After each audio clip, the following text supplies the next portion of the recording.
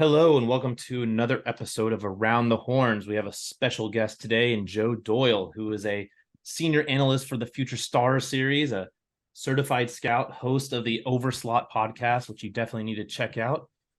Joe, thanks for being here. And what else am I missing there? I think you hit the nail on the head, Zach. Thanks for the kind words. I appreciate the formal intro there. Yeah, absolutely. Yeah, brought in Joe to talk about maybe a quick recap of the 2023 draft and then, start thinking about what's ahead, the 2024 draft, what you've seen on the summer circuit. I know there's a number of Longhorn commits in that 2024 draft that have pretty high profiles. And so I'm sure fans will be looking to see what happens there and what you've seen from them. Yeah, I mean, 2024 looks like an interesting year. In terms of, well, let's start here. Let's start with the 2023 draft because that's kind of what you were mentioning first. It was a good year for the Longhorns, and I think the 2024 draft, I think the narrative is going to be kind of similar. Like I think there's some guys that could pop for the Longhorns. I think there's some guys that have upside, and we'll get to those guys, of course. But you look at a kid like Dylan Campbell, he was not on draft radars a lot entering the year, really turned himself into a nice player, I think he was a top 150 pick. And then you got the guys that just shoved for the Longhorns for a couple of years there. Lucas Gordon was a really solid player. Travis Stelly, I think it's Stelly is how you pronounce that. Yeah. Another kid that goes Zane Morehouse blew me away on the Cape in 2022 with his athleticism. I think he could be a sleeper for the Cleveland Guardians. I really like the way he moves. Listen, at the end of the day, you can't talk about the 2023 draft and the Texas Longhorns without talking about who's coming back, right? Like that's the biggest story. That's Yeah. the biggest story. I mean, Tanner Witt coming back for 2024 is massive. And I've been at the front of the line pounding the table for LeBaron Johnson for a couple of years now. Texas, and you can talk about this and ask more questions as we go, but Texas has two of the most unique arms in the country. And I don't know if people know this, but LeBaron Johnson and Charlie Hurley, from an analytics point of view, have two of the steepest approach angles in college baseball. The highest release and coming downhill hard. I mean, hard. And I know Charlie Hurley is going to be a senior and he doesn't throw as hard as Johnson, but when you have two guys like that can just be ground ball machines when it's right, you can win a lot of ball games. So I think Texas has a good roster coming back here. Yeah, it was the Witt story was really interesting, right? That's the one everyone talks about because he's been such a prominent name. Even coming out of high school, he was offered quite a bit of money and decided he Oh yeah, loved Texas, wanted to go there. I think the big concern for Texas fans is, did he look right coming back? Maybe he came back a little too soon. He went according to his plan, and he was very strict about that plan with the coaches and his staff, family. Um, but that I'm sure, the expectations versus reality of coming back from TJ and not quite seeing what they're used to. And it looked like he had changed his mechanics a little bit. Maybe he had a little bit different arm yeah, he did. slot, Yeah, little slightly or slight dip in the velo. And so I think a lot of questions around what does that look like now that we're 18 months, coming up on 2 years removed, as we enter in the fall season or the spring season. And so that'll be interesting to follow, and especially what do the scouts and the GMs think about him after that as well, right? Like he's a year older, so he's lost a little bit of leverage, but if he can come back and shove the way he has in the past, and obviously the stuff's still there. I thought the interesting thing was that unlike some guys, his breaking ball and curveball were really, really good coming back, and he yeah. seemed to have more feel there instead of maybe being a little more tentative in that fastball release. So yeah, I've been an LBJ fan from the day that he decommitted from Florida and committed to Texas. I was like, this is a guy that you can just look at the frame, you can look at the mechanics and go, if he puts the two together, watch out. And we saw him hit 99 at times, and I was in the press box and he hit 92 on a splitter, and everyone was just like, did that just happen? Like, this is not normal, Yeah. guys. You're seeing something special. But You know what we I got an think? early treat against LSU early in the season, and it was like, Mhm. this is it. This is what everyone should look for. Can he do it consistently? Is the frame or the mind frame there? And what does it look like from a workload perspective? So yeah. I like him. I've likened him for a while to what I think Kenley Jansen became, and I think that's kind of what LeBaron Johnson could become. He throws a good cutter. Like he doesn't throw it often, but when he rips through it, there's some good depth on it. A little bit of dart away.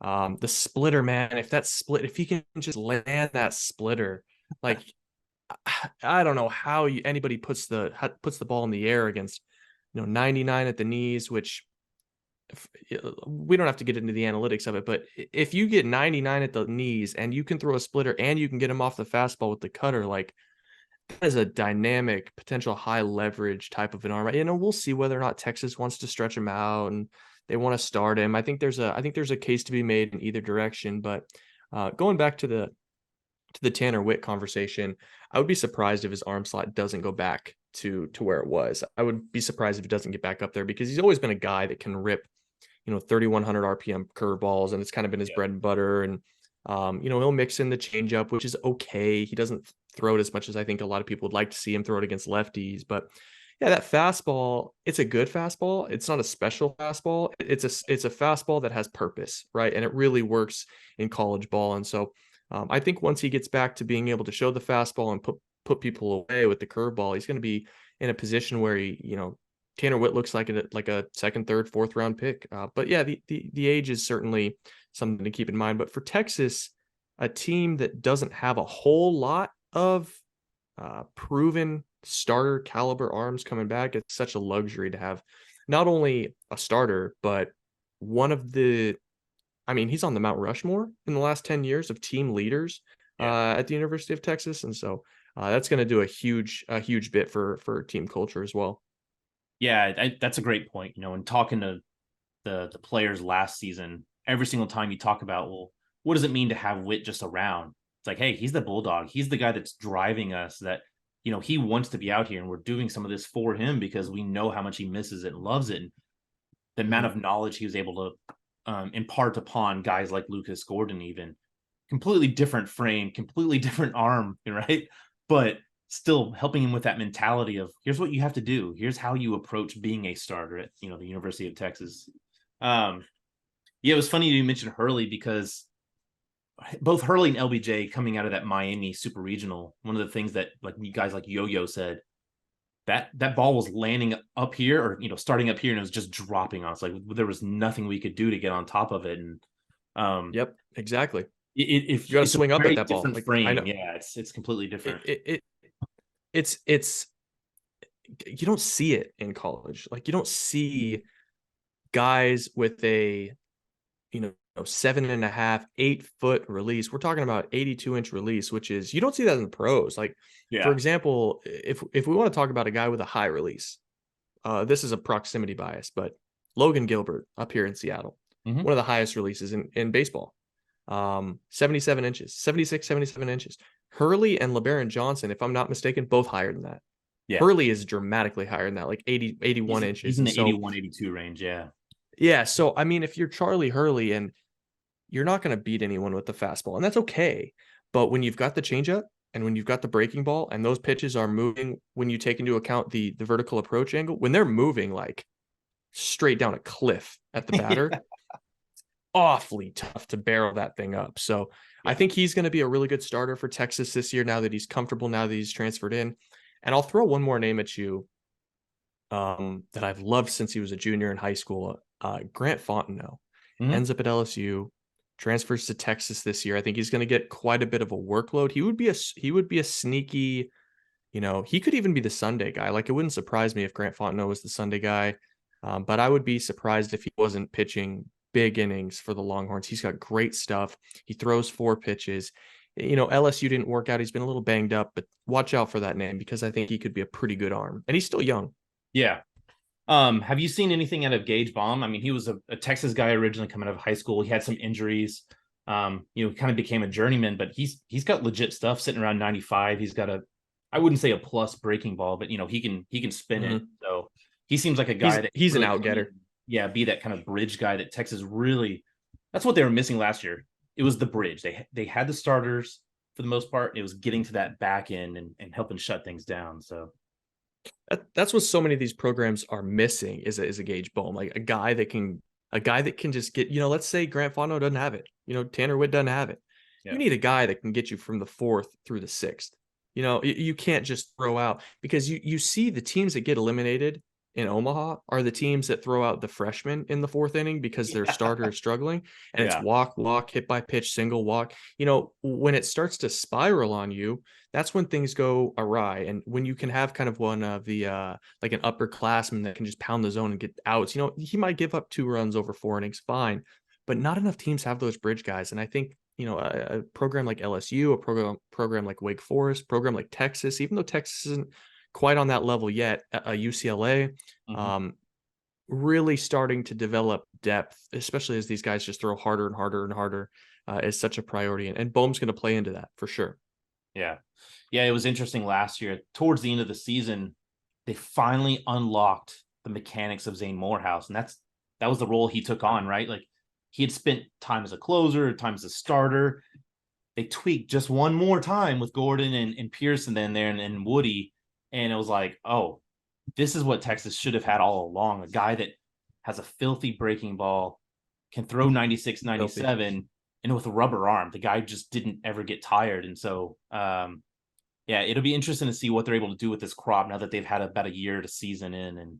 And they brought in a big crop of right-handers as well to kind of start the process over again of some guys that got some physical nature. So, no doubt. I mean, they've got Joshua Thomas is another guy to watch out for. Like, Texas just they've got dudes, and they've got I'm trying to remember the kid's name. Birch. I don't know how much he threw last year, but Brandon Birch, I think, Brandon Birch, yeah, kid coming out of high school. Really liked him coming out of high school. I think he's going to get a more expanded workload this year as well. He's a talented little like whippy kid, so watch out for that one. Yeah.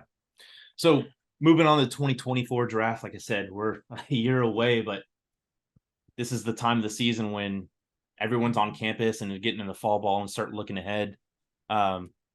Man, a lot of names out there, and especially I know you just released your top 200 and top 300 for college and high school. Overall, from the 2024 draft, it seems like there's a lot more infielder or position players than there are actual pitchers this year. Is that something you've seen, or is that just kind of a maturity thing at this point, or what does that look like to you? Yeah, I think it's mostly a maturity thing. I do think we're getting to the point where there's some good arms in this class. Like, I look at Thatcher Hurd at LSU, and Tanner Witt could jump back onto the scene, and Trey Savage at ECU. I think what you're looking at right now is there's like a lot of guys that are kind of in that end of the first range to middle of the second round, which is a good place to be at this time of the year. Like, it's very, very like very, very rare at this point in a draft cycle that you have like an ace at the top.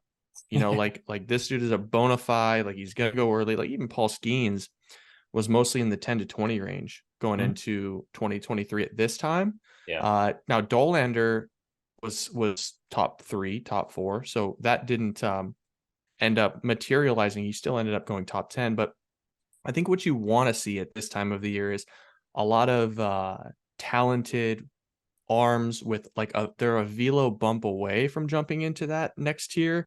Yep. That's where we're at right now. But there are, I think my bigger concern with the 2024 draft right now is there's just not a lot of athletes, like premium athletes. I'm not seeing a lot of shortstops, even on the high school side, high school shortstops, college shortstops, center fielders. There's some interesting ones that I think could pop. But it's going to be a year that is leveraged pretty hard on just bats. Like, I don't know where they're going to play in the field, but the Nick Kurtz, the Travis Bazanas, the JJ Weatherholts, the Tommy Whites, like, there might be some DHs in there, but they're going to go in the first round. So kind of a weird year for that reason. Speaking of Weatherholt, I'm a huge fan of his. I mean, what he does, and you think he sticks at second base long term, or where does his future look like just in terms of profiling?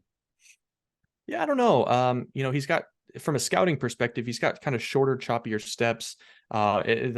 His throwing arm doesn't have a ton of carry. It's a more of a second base arm, but he's played third base. Certainly has the bat to profile at third base. I think he probably ends up at second base if I'm in Vegas and I'm a gambling man. But I think the case could be made. Yeah, I think the case could be made that he could play either position. And yeah, the crazy thing is, like, from a baseball perspective, from like a Major League Baseball perspective, you look at it and you're like, oh, I'd kind of like to see him play third base because third base is more valuable. But scouts will actually say second base, despite it being a low offensive production environment, is up the middle, and you want him to be up the middle. So I think you kind of want him to stay at second base. Yeah, that makes sense. Okay. So kind of one of the first guys in the 2024 class, Levi Sterling. He's an interesting case, right? Texas. And talking to some of the staff, he's a kid that they kind of took a chance on, right? He had a weird arm angle, unique slot. And this summer, I mean, talk about blowing up. He's hit the helium hype and just gone out of nowhere he's on the under 18 U roster now. And what have you seen from him? And what has it been about his play that's really just made this elevation so fast? I think Levi Sterling is my favorite high school arm in the entire class. And he might be the best high school arm in the entire class. And it's kind of like, when you're looking at high schoolers and you're scouting and you're looking for, like, how is this kid going to succeed? Like, how are we going to find a place for him to stand out? You're looking for different, like, right? You're looking for different. What kid looks different? What kid is performing and finding success, and he doesn't look like, the cookie cutter? And that's Levi Sterling.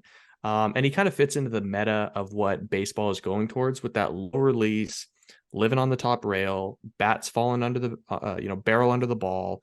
And not only that, like, when he's up to like 97 or something like that, if my notes were correct, up to 94 right now, so not quite there, but super high spin on the fastball. He throws a low 80s slider that's a frisbee. He started adding in an upper 80s cutter that I think can be really effective to get guys off of that fastball line, if they can ever get on it, for that matter. Throws a changeup. Like, he looks different, right? Yeah. He looks the part of a super. Oh, and he's also got elite extension down the mound, so he moves like crazy. He just looks the part of the type of a guy that stands out for punch and tickets, and I think he's got starter traits. So, and I'll throw one more thing into it, and this is all in my blurb. He's barely going to be 18 years old. I don't even think he's going to be 18 years old on the draft. He's a youngin', so for sure. He's a youngin'. So when you look at that and you look at, like, what it could become, chances are this kid's not going to be physically developed until 2 years after he's drafted. Yeah. Staying on the West Coast, Bryce Rayner, he's been a kid that everyone's seen for a long time, right? He's part of that Harvard Westlake school that Texas just went into and got Gaspo. But, ton of D1 prospects come out of there, and major league prospects. From a hitting standpoint, I mean, there's not a lot of kids that are more mature at the plate than he is. But defensively, like, where does his position look like down the line? He's a little bit of a bigger kid, so are they gonna have to kind of find a place for him on the corner, or what are your thoughts there? So let me start with this. I'll actually start with his defense. I watched Bryce play 2 games in Seattle. I watched Bryce play 6 games in San Diego at area code games. Defensively, and I'm not kidding, he might have the best arm in the class. The arm is unbelievable. I think it's a 70 grade arm at shortstop. Long stride, can get to just about every ball on the dirt.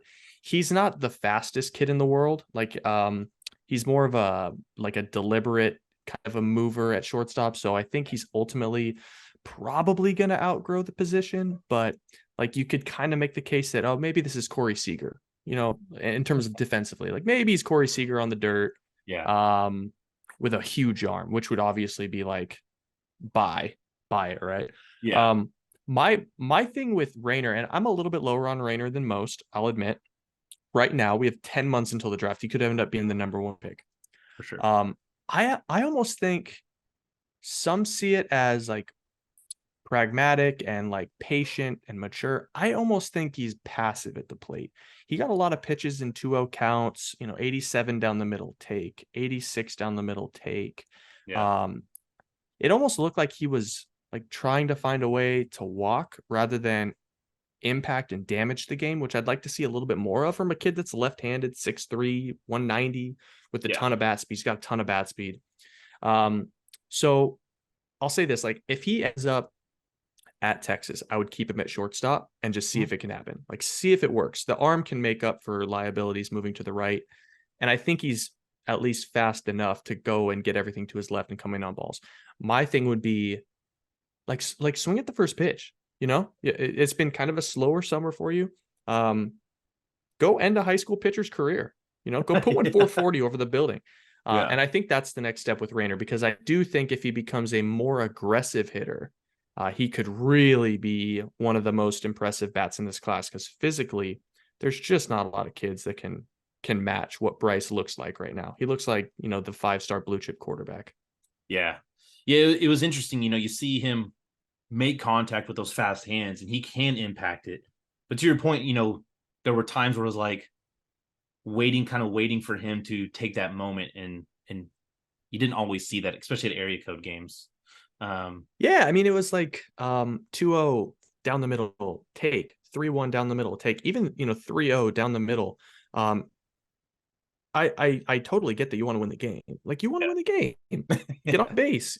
But at the same time, there's quite literally 600 scouts at this event, and you know you're going to get 87 right down the middle.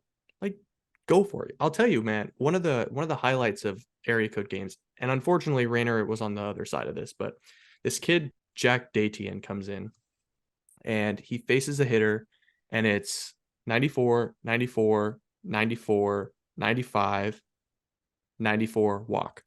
And then he faces another batter. And then it's Rayner with a guy on first, and it's 94, 95, 96, 3-0 count, 95 take down the middle. Fine, it's 95. 95 again, so it's 3-2. Yep. 94, 3-2. Rayner fouls it back. I'm thinking this is power on power, baby. This is 13 straight high school fastballs at 94 in a row.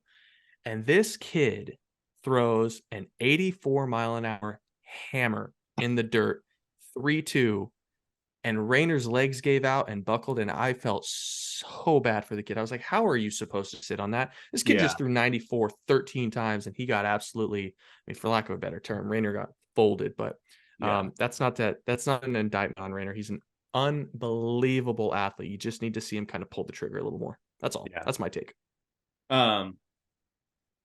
Moving back over to, well, let's go east a little bit. One of the more recent commits, Samuel Richardson, former Missouri commit. Beezer leaves, he opens it up, starts looking around, ends up deciding on Texas, but there's probably not a more physical specimen out there. I mean, the kid is just, he looks the part, right? Some potential miss in his bat. You know, you'd like to see him be a little more consistent, but I'm sure you've gotten a couple looks at it. I know he was part of the FSS, last year, right? So, Yep. What have you seen out of Richardson? I've seen him. So I saw him main event. So I'm in Seattle. So I'm doing the home run derby. He's like, in a good way. He's a freak. Like, that kid can run. He's got tons of bat speed, a ton of power. And there are so many players that end up going to school with swing and miss concerns that, like, maybe it isn't the sexiest draft profile because you're scared of the swing and misses. But if he starts to hit between now and the draft, he could go really, really high, really, really high. He's got all the tools. And so even if the swing and miss concerns don't dissolve between now and when he has to decide if he wants to go to school, it's the type of kid that is just smart enough and athletic enough to figure it out with a couple of tweaks. And all of a sudden he becomes, you know, he starts hitting third in the order for Texas. Texas has brought in a ton of guys over the years that have had swing and miss concerns and have turned them into big players. For sure. Yeah.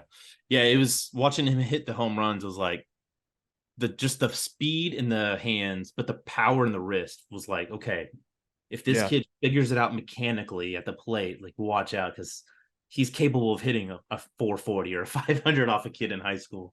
Without question. And he's got a great arm too. Like, some people would like to see him play third base, like, just give it a shot. But I don't think he's going to end up there. But he's got it all. Speaking of another power kid, Matt Scott II, you know, he's a Houston kid. Another one of those, you look at him, the way I used to look at DC and the ball coming off the bat is the way I look at Matt Scott. Like, it just sounds, it feels, you see it differently. And it's like, this is a cat that has probably more raw power than he realizes. And when he really taps into it, it's going to be really special. Yeah. I called him, he was at area code games. I called him lumberjack hands because you talk about Sam Richardson, like flicking his wrist through the zone. This Matt Scott kid, like boulder forearms. Yeah. That kid can really whip a bat through the zone. And it's, it's a little bit of the same thing. Like, there's obviously some swing and miss concerns. There's some approach concerns. I think if I remember correctly, I watched Matt Scott walk off a game on Sunday at area code games, like with a nubber off the wrists, like off the grip of the bat, and he hit it into the outfield. And I was like, man, this kid's really, really strong. But above average runner, above average arm, like a good body. Like, I think he's got at least an outside chance to play center field. But flair for the dramatic. That kid is another tooled up specimen. Yeah, Caleb Longley's done a pretty incredible job of bringing some of those kids in recently. So it'll be interesting to see what the class ends up being, obviously. But you had mentioned that there's somewhat of a lack of athletics or athleticism in shortstops. Obviously, Texas has one of their own in the backyard at Westlake in Theo Gillen. I know you've seen probably a ton of him finally healthy, which I think is a big thing. He's shaken off the rust, which it took a little while to do during his junior season, but he seems like he's really starting to round into form and show off. Like, this is the kid that goes out and get 3-4 hits a night, and it's not anything out of the norm, right? So yeah, the bat is really, really good. He's a physical kid. Like, he's got those broad rounded shoulders. He's got a strong core, 2-sport guy. I mean, what would you expect? The kid can really motor and put it down on the field. But I think he's probably a second baseman. I watched a lot of his infield work IOs. I think he's probably a second baseman. I think there's a shot at third. The arm action is maybe not natural for shortstop, but I don't think you're buying the infielder. I think you're buying what appears to be a really good hit tool. Like, he's really short, quiet, direct to the ball. He pull side, opposite field. Theo Gillen, I expect there to be more game power pretty quickly. Like, he's not showing off too much game power right now. He's just happy with going left center gap, right center gap. I think when he learns to extend and meet the ball out front a little bit more, which I think he will, it's rust, like, this kid hasn't really played full-time baseball in a couple of years for a myriad of different reasons. Once he really kind of feels himself at the plate, I think there's potential average power here, a guy that could, run into 15 home runs at the college level and play a pretty solid infield. So I really like the bat. I'm just trying to figure out where it profiles on the dirt. Yeah, he's, you bring up a really good point about the shortstop. And, long-term being a second baseman, I kind of had the same feeling just looking at the way he moves laterally, especially the way the ball comes out of his hand. Kid. He's a bigger kid, right? And so getting turned around can be a little problematic at times, but yeah, the hit tool is there for sure. And the extension is the part, I think, if he was able to figure out one piece of his hitting, extension would go massively. I agree. He's one of those guys that has a pretty flatter bat path right now. And I think he's okay with it. I think that's totally fine because there's a lot of guys that don't have that in this class. Yeah.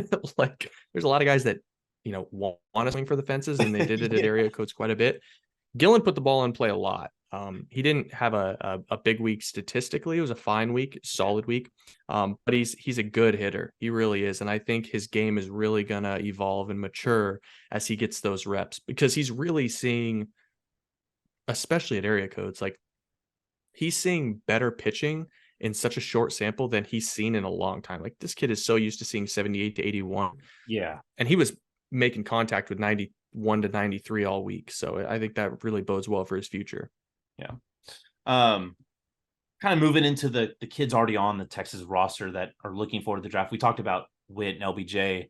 The two freshmen, one that got a ton of playing time and one that, started getting more in at the end, but Jared Thomas and Jalen Flores.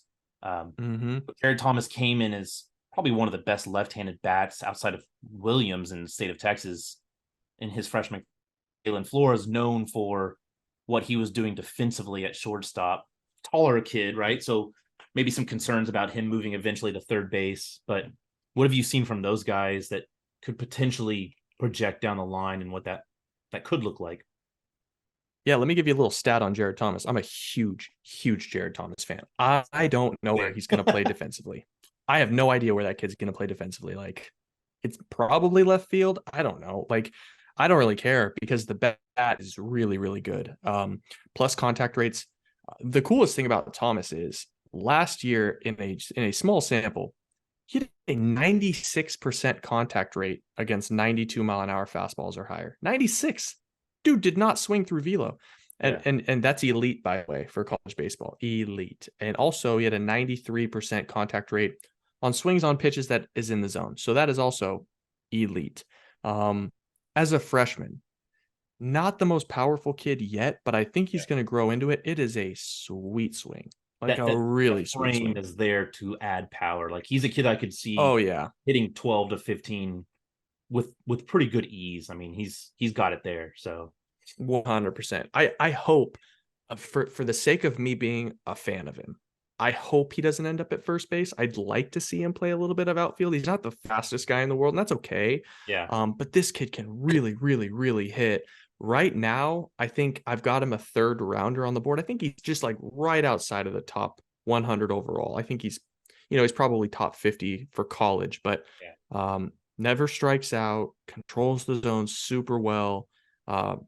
He crushes mistakes. I mean, that home run that he hit at the end of the year was awesome, was mammoth. But I'd like to see him play left field this year because I think he's a pretty special hitter. Yeah, he's definitely an athletic kid. It's funny during the pitching woes midseason for Texas, people were like, move him to pitcher because he struck out 17 in the game. And it's like, listen, he can do that. But long term, this is a kid that, if he grows into his frame, he's athletic enough. He has the long stride to play an outfielder position. To your point, like you almost don't want him to play first base because you're kind of limiting his impact in terms of, where he could go in a draft and what teams are looking for. Whereas kind of to DC's point, like if you can show you can play a corner position, you can probably make a lot more money. I've been a massive Jared Thomas fan since I saw him play for Waxahachie in high school. And it's just like, you can see the projection all over this kid. Like it's there. Yeah, it's just the kid has one of the best swings in college baseball. It's one of the best swings in college baseball. Like if you were to put money on a kid to not regress just because of the operation, I mean, Jared Thomas is in the top 5 for that conversation. That kid could hit 380 this year. It would not surprise me at all. Yeah. So the other crazy thing about Thomas is as a freshman, there was times where, as with all freshmen, getting over those bad habits and really making sure you trust the process. He had some hip thing where he was like letting go with his hips, not getting empowered. Like within a week, it was corrected. You're like, that's what you want to see out of a kid. Like if you want to see growth, you want to see them immediately correct it and just immediately turn on. And it was something to see. So Jalen Flores is the other one that I feel like if he can grow into his frame as well, he's pretty lanky for a 6'3" kid. Even his parents on the flight out to Miami were like, yeah, he's probably smaller than he's ever been. It's about the extension, but for me, it's all about pitch recognition for him. Towards the end of the season, you could tell he was getting on pitches more, but at the beginning of the season, he was taking fastballs and you're like, you don't take that fastball. That's one that you swing at. That's one that you drive. Instead of waiting on that perfect pitch, you start really showcasing what you can do. So it'll be interesting to see what better he takes in year 2 as well. Yeah, it did get better with Flores. He was a guy that I was watching, and I mean, listen, I had Flores as a second round pick in 2022. Like, I thought Flores was going to go high, but these Texas commits, Stanford commits, Wake commits, like LSU commits, they're expensive. Like you get the chance to go and really raise your profile. So it did get better. His contact rate for the year ended up better. I mean, I think it was like 23% whiff. Like it was better. Chase rate was high, but to your point, I think it was mostly March, April till the middle of May. Like he looked in between a lot. He'd get the first pitch breaking ball locked up. He'd get the second pitch fastball locked up. And then he would just seem in between. And I think the reps that he got last year are going to be invaluable. I want to see him stay on the left side Oh of the yeah. infield, like play third, only shortstop and third base. He looked plenty comfortable. Don't get too big for it because he's a good athlete. Yeah, he's more fluid than I thought he would be. From seeing him last fall and then seeing him in person towards the end of the year, you could tell he'd worked a lot on his footwork, making sure he was getting the right position, making sure he was reading it correctly off the bat. Which Texas is a little different, right? They have that turf, which plays very different than your Yeah, natural surface. But yeah, I'm he's excited to not too see. dissimilar. Yeah, He's not too dissimilar from Bryce Rayner. Rayner's more physical, yeah, but in terms of like the concerns on the dirt or on the turf, it's kind of a similar like this is, it's maybe it stays, maybe it doesn't, but third base is like worst case scenario. yeah.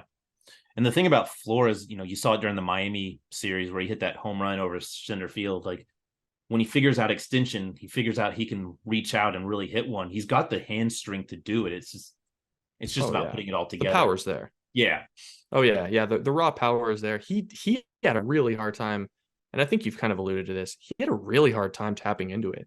Like consistently finding barrels last year, he just struggled with that. But his peaks were big, very, very loud. And so I think it's probably all going to come together this year.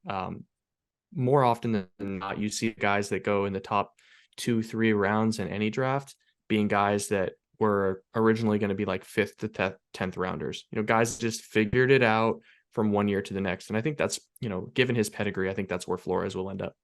Yeah, for sure. Um, any other kids or topics you want to discuss while I've got you? I mean, what are your thoughts just overall on the MLB draft? So much college trending. It's even hard to project some of the high school kids because you think, oh, they're a lock to sign these days, and you're like, oh, he's on campus. And with NIL, it seems like that trend's going to be even stronger going forward. Yeah, I'll tell you. I definitely agree. I think NIL is. I mean, this is my wax poetic soapbox here. I think NIL is great for the kids. Yeah. I think it's I think it's terrible for college athletics. I think college athletics in general are moving in such a poor direction with, the Pac-12 is gone. Like that's Yeah. crazy. Like the mega conference on an entire coast is gone. I wish Oklahoma and Texas would have joined the Pac-12 11 years ago. Yeah. Like was suggested. But in any case, I think NIL is great. I think it is going to get more talent onto college rosters, which is great. But I will say, one guy we didn't talk about today is Jordan Stribling. I don't know if you are aware of Jordan Stribling. Yeah. He's a talented big righty. Yeah, he's a big He's a righty. talented, or Big excuse arm. me, talented lefty. I think he's a talented lefty. I'm trying to remember, but Gosh. I watched him. I watched him at area code games, and he was 6'6", up to 92, slurvy breaking ball, throwing strikes was a challenge for him, but Mhm. Jordan Stribling could be like the next prototype guy to end up at Texas. So I know that's totally off the beaten path from what your question was. I liked what I saw from him, and Yeah. he's going to be a good representative for. I'm assuming he gets to Texas. We'll see what happens, but Yeah, bigger body he's lefty. going to That's be. what it is. Yeah, he's got Yeah, that and big. He's a bigger frame, which is unusual, right? Because Pierce likes the really tall kids, going all the way back to days of Yep. Rice. But he hasn't always gone after the bigger bodied guys. So it's been a little bit Yeah. different this year.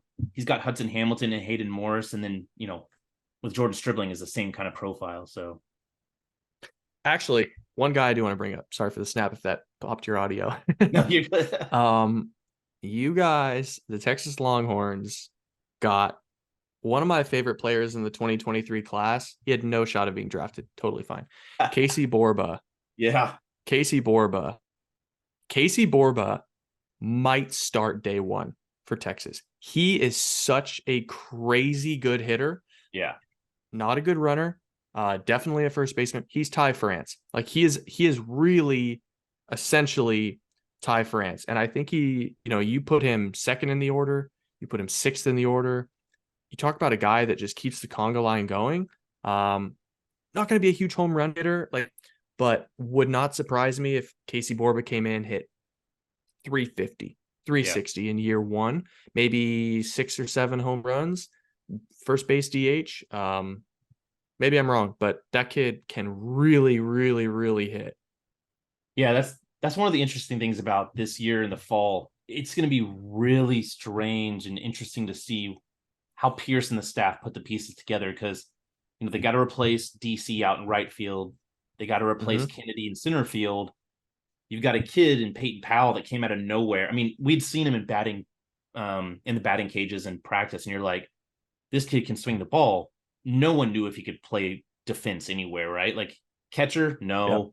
Third base, maybe. Like, what do you do with him now? Because, um, he actually did pretty well. Like he fielded well enough defensively. In the 980s, so not terrible. No.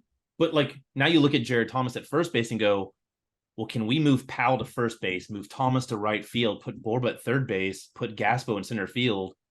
Your hitting profile just went through the roof. I mean, it's so Yeah. you're taking a little bit of the athleticism away, but at the same time, you're probably hitting at a 20 points higher clip. So yeah, Borba's a kid that I didn't think had any chance of making it to Texas for a long time. And then there was like, no, he's pretty strongly about going to Texas. And when I talked to Eric, obviously, from Orange, his coach is like, yeah, he's all about it. He wants to go. And he had a lofty Yeah, number. he had a big number. Yeah, He him had a and big Gaspo number. both had big numbers. Yeah, well, Gaspo, everyone knew had a big number. I mean, with Yeah. Billy and everything, like he was going to be a tough one. I think a lot of people, especially when he broke his hand, just said, "Okay, Gaspo's going to The Texas. injury, That's yeah. fine." But Borba being a first base, third base, I think most people think he probably profiles at first base Yeah. as his best spot. Big number, first base profile, not a ton of now power. Like I think most people assumed he was going to end up on campus, especially with that big number. Yeah. But I'm telling you, Borba can hit. And I also expect another good year for Max Bellew. I think Max Bellew is a good player too. That's the other kid, man. It was all about opportunities for him and sitting behind Yeah, none of DC. them. Yeah, I mean, there was no chance for him. And then coming into this year, it's like, well, what do you do with right field? Because that's realistically where he projects as a right field. Defensively, work in progress, but the bat is real. I mean, he's got some serious He can juice hit. off the bat. So Yep. cool. Yeah, man. And I'll give a shout out to Chase Lummis too. Oh yeah, the I old know his lefty, dad. the crafty. I know his dad. Chase is a good kid. No, Chase is a great kid, and Chase got thrown into some pretty tough situations pitching wise this year, and dude, he's a gamer. Stone face out there just pitching. So it was really He's the cool. epitome of a Longhorn. Like just gritty as hell, blue collar. Yeah. Well, Joe, thanks for having you on. Thanks for the time and all the knowledge. Be keeping in touch and look forward to seeing those updates as the year progresses.